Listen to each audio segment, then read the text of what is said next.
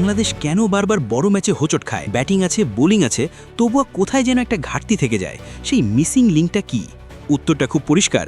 একজন সত্যিকারের pace bowling allrounder Ben Stokes বা হার্দিক পান্ডিয়াদের মতো একজন থাকলেই বদলে যেতে পারে পুরো ম্যাচের গল্প। তাহলে প্রশ্ন একটাই, বাংলাদেশ কি এখনও সেই গেম চেঞ্জার খুঁজে পায়নি, নাকি সে আসার অপেক্ষায়? চলুন জেনে নেই বিস্তারিত।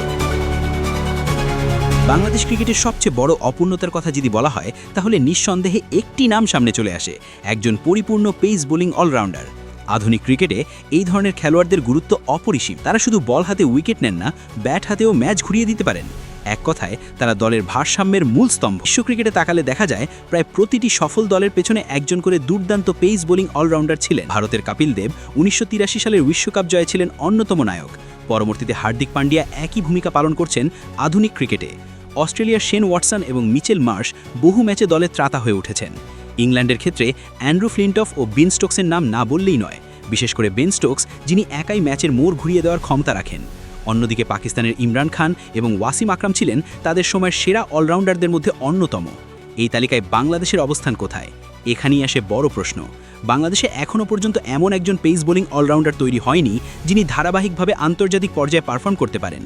মাশরাফি মর্তুজা তার ক্যারিয়ারের শুরুর দিকে ব্যাট বল দুই বিভাগেই অবদান রাখার চেষ্টা করেছিলেন, তবে ইনজুরি এবং ধারাবাহিকতার অভাবে তিনি পুরোপুরি অলরাউন্ডার হিসেবে প্রতিষ্ঠিত হতে পারেননি। একইভাবে মোহাম্মদ সাইফুদ্দিন কিছুটা সম্ভাবনা দেখালেও ইনজুরি এবং ফর্মের ওঠানামার কারণে নিজেকে ধরে রাখতে পারেননি। বর্তমানে বাংলাদেশ দলে পেস বোলিং অলরাউন্ডারের অভাব আরও স্পষ্ট। একজন এমন খেলোয়াড়ের অনুপস্থিতিতে দল গঠন অনেক সময় ভারসাম্য হারিয়ে ফেলে, কারণ একজন ভালো পেস অলরাউন্ডার থাকলে একাদশে অতিরিক্ত ব্যাটার বা বোলার নেওয়ার সুযোগ তৈরি হয়, যা কৌশলগত দিক থেকে অত্যন্ত গুরুত্বপূর্ণ।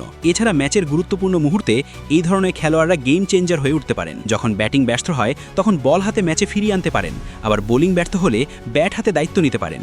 এই বহুমুখী দক্ষতাই তাদেরকে আলাদা করে তোলে। বাংলাদেশ ক্রিকেট বোর্ড এবং টিম ম্যানেজমেন্ট এখন এই জায়গাটিতেই সবচেয়ে বেশি গুরুত্ব দিচ্ছে। বয়সভিত্তিক দলগুলো থেকে শুরু করে ঘরোয়া ক্রিকেট, সব জায়গায় খোঁজা হচ্ছে এমন একজন প্রতিভা যিনি ভবিষ্যতে এই শূন্যতা পূরণ করতে পারবেন। সবশেষে বলা যায়, একজন পরিপূর্ণ পেস বোলিং অলরাউন্ডার শুধু একটি পজিশন পূরণ করে না, বরং পুরো দলের চেহারা বদলে দেয়। আর সেই একজনের অপেক্ষায় আজও তাকিয়ে আছে পুরো বাংলাদেশ। এখন প্রশ্ন একটাই, কবে আসবে সেই গেম চেঞ্জার?